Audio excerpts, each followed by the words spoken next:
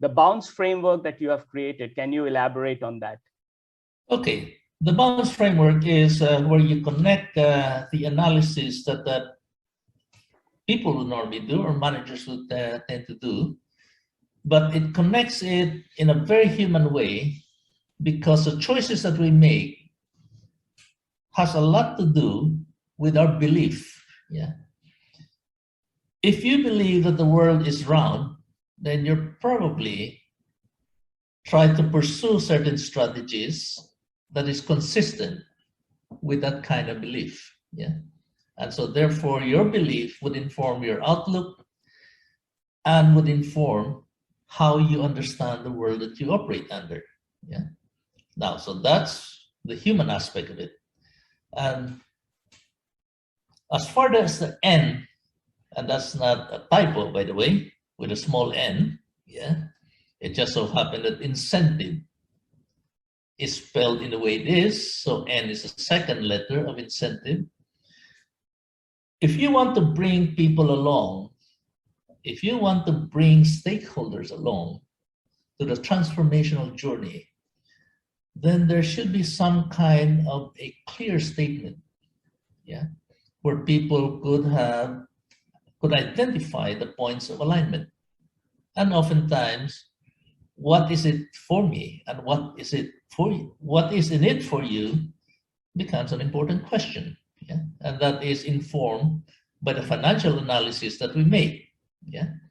So let's say, is it worthwhile investing in something, or is it worthwhile carrying on with what we have and then basically focus our whole investment program into improving the efficiency? Yeah. So for example, a coal-fired power plant that is being threatened with obsolescence. Yeah.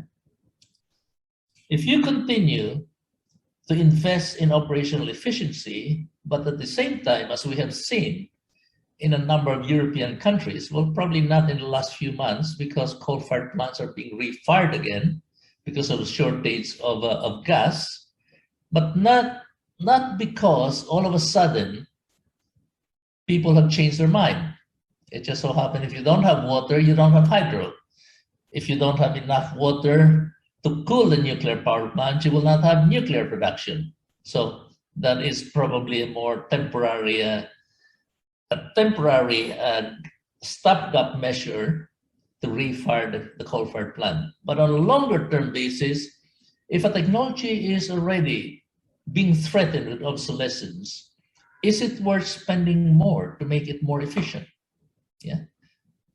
My answer is no, because a consequence of that is as you make an obsolescing technology more efficient, then the end result would only be one thing.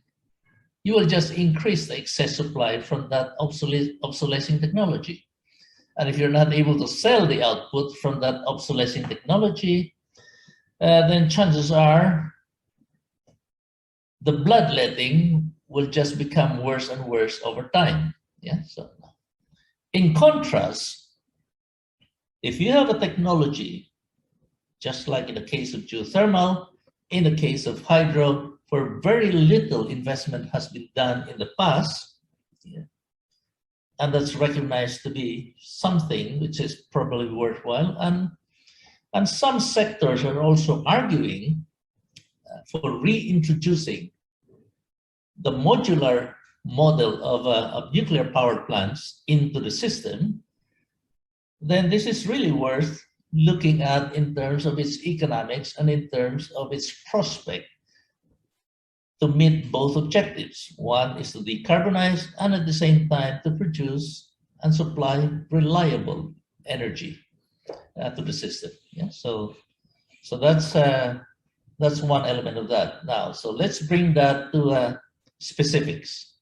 So what did Repsol do that is probably different from the others? Yeah, I think let's start with Repsol because we've mentioned about that. So again, just to recall what happened to Repsol. Repsol used to be called Repsol YPF. YPF is the Argentine part of it. The Argentine government decided one day thanks to a lady called Cristina Fernandez, former president of Argentina, saying, now we want to nationalize YPF. Then all of a sudden, Repsol just woke up and find that half of the business is gone. Yeah. Now, fast forward into 2021 or 2022, as the case may be, throughout the process of restructuring the business,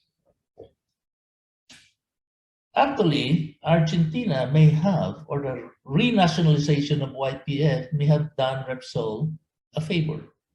Yeah, it is a favor because the CEO recognized that to be an opportunity to actually reframe the whole business. Yeah. So how did they reframe the business? Number one, they wanted to get out of the high risk emerging market risks and repurpose the exposure to the more, shall we say, developed European markets and probably North American markets, and probably strengthen in the area that they don't have much of a presence, which is Asia. Yeah, that they have done that. And thanks to the 6 billion payment from Argentina, all of a sudden, a company that is struggling to meet the expansion program and fund it, all of a sudden is awash with cash. Yeah. The other pivot that Repsol was trying to engineer was to move from a supplier of products, meaning lubricants, petroleum products, gas products, into a provider of services. Yeah, and a provider of services simply means that, well, if people would like to get into renewable or a low carbon type of technology, what do they have? Well, they have the money, but probably they could do some help from an established player in the energy sector to manage the project and to manage the transition and to manage the investment and even the operations. And that's the kind of service that Repsol has thought up. Yeah. So in the process, again, fast forward to 2030 or 2050, Repsol was confident enough not only to promise or to commit to deliver a 40% cut in their CO2 emissions, but actually continually increase those targets into something more ambitious. Yeah, so that's that would require Repsol to actually reconfigure. And this is where I think, Anjan, where something you have mentioned about a sleepy energy company becoming very dynamic. Yeah, and this is where not only are we talking about decarbonization, we're actually talking about digitalization. Yeah, and the role of digitalization here is that the question I often ask consumers and managers at the same time is, why is it that with all the opportunities presented by decarbonization and energy transitions, very little action seems to be taken by both consumers and managers with regards to energy efficiency, with regards to changing the way we fuel our industry and our transport? Yeah.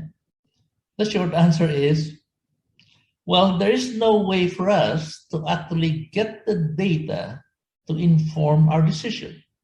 Yeah. And digitalization is probably going to change a lot of that. Yeah. Because with digitalization, and we can learn from your experiences in the maritime industry, say, well, if somebody can tell me in real time, this is my carbon footprint and this is how it's going to evolve, I'm going to be probably more conscious, yeah, about the way I deploy my resources and the way I use my energy. Yeah. So that's one example.